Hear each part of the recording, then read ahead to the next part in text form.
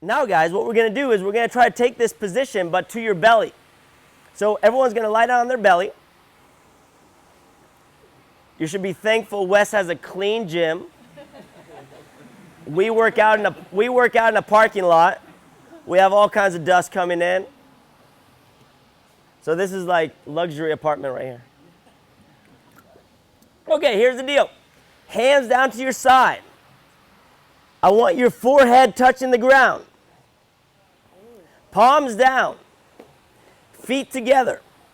Toes pointed. Big toe touching each other. Heels touching each other. Squeeze your butt. Push your toes into the ground. Push your toes into the ground without flexing the foot. Just feel like you're putting pressure down into the ground. Now press your forehead into the ground. Squeeze your belly from your rib cage into your butt and squeeze your butt. Can you get your belly off the ground there? Who can get their belly off the ground? That's heels and head off the ground. Yes, we have one person over here. All right, go ahead and rest. Guys, listen up. Was this easier or harder than your hollow body position, your regular? Easier. Okay, some people felt it was easier. Who felt it was easier? Raise your hand. You guys are weird. Because it's not. You guys are weird. Go ahead and lie down for me. So head down, palms down, toes together, ankles together. Go ahead and press your belly up, squeeze your butt tight. Now look at this, guys. Do you guys see this? This is the dirty stripper butt. Okay? It's Saturday morning, my friend. This is tonight. Okay? Squeeze your butt tight. That's an overextension. Is this what your hollow body looks like? Isn't that crazy? This is overextension. Go ahead and stand up for me. Stick your butt out as much as you can. As much as you can. Even more. Good. Now arch your back, chest up tall. Doesn't that feel weird? Imagine going overhead like that. Oh, miserable, right? So when you get into your hollow body position, if I walked around the street like this, you would look at me and be like, Carl, are you okay? No, I'm not okay. Oh, that's what was going on a little bit, right? This is the overextension use that we talk about all the time. So how do we fix this? We have to start learning how to address rib cage down, butt tight, everything connected. If I don't understand that drive from the rib cage to the butt, I'm not going to be able to get all the other stuff going. And that's why when I flipped you guys over, oh, this was easy, coach. Doing the dirty, right? That's why it's easy, because you're doing the dirty. Go ahead and lie down. We're going to try to fix you. So this is what we're going to do. Go ahead and come up into a push-up position. Go into a plank position for me. So just come up. Yeah, just like that. Good. So belly's going to be tight. Butt's going to be tight. Squeeze your butt really tight. Oh, I think you know what we have to work on. Go ahead and come out of it. We're going to do the butt test.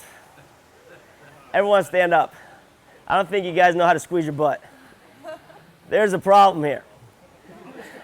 When you say squeeze your butt and there's a little shake and you don't know how to close that door, there's a problem, okay? Yeah, Jace, Saturday morning. What's going on, Carl? So here's the butt test, guys. Feet together. Squeeze your butt cheeks together, can you? Good. Go ahead and relax. Good. Notice what happens when I squeeze my butt. Feel your hips traveling forward and everything kind of rising up. Do that again. Squeeze your butt. Do you feel that? This is not posterior tilt and BS like that. This is neutral. Go ahead and relax. Good. Now I want you to, this is elevator. Do you know what an elevator is? It's like a Kegel kind of thing. Pilates work. It goes from like your sphincter all the way up. Yeah, I know. It's crazy. This is Texas, my friend. We know how to close it down here. We close it up down here. All right, check this out. San Francisco is a little different, man. Different technique. Okay. All right, here we go. We're going to shut the door here. All right, feet together. Squeeze your butt, and now squeeze your belly button. Pull it into your butt. That's where you want to be. You'll feel that it's almost putting you in this hollow body position. Now keeping that rib cage down, can you brace, chest up? There you go, don't break. Hold that position and relax. Good. So it starts butt tight and then rib cage down. Do you see that? Now, go into a push-up position with your arms straight. Squeeze your butt. Oh, that looks a little different. We see a little bit of rounding here, but these are kind of the sausages, right? This is a strong guy. He deadlifts how much? 500 pounds for breakfast. No problem. He has a little sausage going on. This looks like a little rounded position. It's just a hollow. It's an exaggeration of reality, okay? Now hold that position. Bring your elbows to the ground, but don't break. Elbows to the ground. Good. Now, good job. Can you hold that there? You remember that feeling? Yeah. Good. Come on out. Why is he shaking like a leaf? He's a strong guy. Because the body is under so much tension that when you're under that kind of tension, you want to break tension. And it's just, he hasn't done this before like this, thinking so exaggerated about it. So it feels foreign, and the body's like, hey, don't go that place. That's crazy. But if we learn this, it will become a habit, and then it will happen automatically. You go overhead, and all of a sudden you have 40 pounds more than you used to have. And you're like, why did that just happen? It's just because you got a better base. Now, let's see if we can get you on your belly, palms down. This is called the Maltese drill. Oh, look at that. Look at that. Yes, that's the position. Do you guys see how that's different? There's no dirty stripper going on there. Can you get your belly off the ground? Is it off? Yeah. Look at that. Belly even tighter, butt even tighter. Drop the butt a little bit. That's a position. Do you guys see how that's a hollow? Good. Now, this is what I want to do, guys. Check this out. Bring your hands under your armpits. There. Now squeeze that butt in that position, same position. And now do your push-up like that. Good. Can you do a couple without breaking? That's what we're talking about. Good. Go ahead and rest. Good job. We're going to take this movement, forehead on the ground, toes on the ground. We're going to bring our hands in, and what we're going to focus on now is elbow in position. See if we can do 5 push-ups, but the push-up is not going to be through your shoulder and through your arms. It's going to be through your belly. Can you drive the push-up through your rib cage and your butt? If you can do that, then you're golden, so start talking about some other stuff, okay? So let's get down on the ground. Everyone, forehead to the ground, toes pointed, arms down, palms down. Butt tight, belly tight. Get your belly off the ground. Get your belly off the ground. We're going to try to squeeze the belly off the ground. Now squeeze the butt down a little bit for me. Good. Now bring your hands to your armpits. Elbows are going to be in. Forearm is going to be vertical. And to go ahead and do 5 push-ups right there. Don't let yourself deviate. So where does a heavy push-up go? Where does the load go? Not on the shoulders. The movement happens in the shoulders, but the load goes down here between the hip and the rib cage. That's where I want to load up my athlete. So if we're doing heavy push-ups, yes, it's cool to put it up here because I can balance it better, but where we really want to see the difference is down here. So get back into your push-up. Push up against my hand. Even more. Now he's loaded. Now I'm ready to go. Go push-up. Push against me. You feel the difference? You have to drive through your hips. So we go to the top part of our push-up position. Go with straight legs just for now. Good. We're straight leg, perfect. Now drive your hips up a little bit, butt up a little bit. Good. Now squeeze your butt and belly tight. Push against my hand. So she's loaded now. Okay, just a little pressure, not much. Come down to the bottom of your push-up. Push out of the push-up. Look what happens here. I'm not pushing much, but you see what happens? She loses her position and she drives through the shoulders. I'm not putting any more weight than I was putting on in the beginning. She just can't handle right now maintaining neutral. Go ahead and get your legs straight for me. Push up against my hand. Come down to the bottom. Now come out of the hole, push against my hand.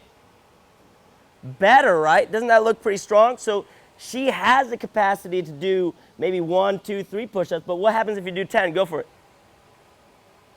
Squeeze your butt. We're starting to snake already on number 2, right?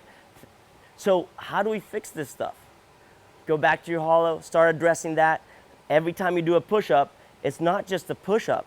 It's a position movement. It's a position reinforcing everything else you do. This is what we need to transfer. And if you start learning this, you'll see on your deadlift, on your squat, on your press, on your push, press, jerk, everything is the same. Nothing changes. It all starts here. Your hip is your main power generator. Your spine is like your transmission. And your shoulders, because I am the one that drives the hybrid, is kind of your electric engine. It's that little weak sauce engine that but allows you to do fine movement. It's kind of your wings in the air, right?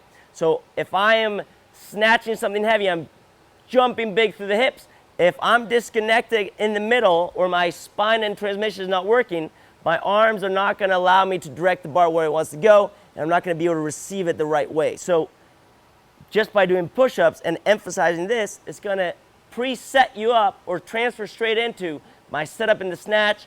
What does it look like in the middle? What happens when I add speed? What happens when I add load, right? Can you see that? So how do we scale this? That's the question I had. And we haven't even talked about what is the shoulder even doing? But that's coming in a second. So what do? You go on your knees, you go on a bench, you know how to do it. You've done it so many times already. So go on your knees, see what that looks like. So it's all about setup. At the top, what do we look like? Belly is tight, butt is tight, but look at this. We're so used to that, pardon me, overextension that we get broken. So now squeeze your butt really tight. There. Push against my hand a little bit. Good. And she's rounding a little bit at the top. It's okay. It's okay if she rounds a little bit. Push against my hand a little bit. Good. Now go ahead and do push-up. Now push through your belly. Good. Do it again. Good. Now do it on your own. Keep driving through your belly on the way up. Do you see how that becomes faster? That becomes better. And she feels like she's doing way more work than she would usually do on a push-up. Is that right? How many push-ups can you usually do? About 10. About 10 push-ups. With that good position, how many do you think you can do without breaking? Probably 3. So we just got 70% worse? Is that what happened? I guess so. Doesn't that sound terrible? I would like to think she just got 30% better, right? She just started addressing this thing. Was this the first time you've done it like that? With thinking that way? So she just got 30% better. And just wait until she starts doing 50 push-ups this way, and what happens to all her lifts? It's going to be ridiculous. So you guys should be all scared. Okay? Does that make sense? She's coming to get you. Cool.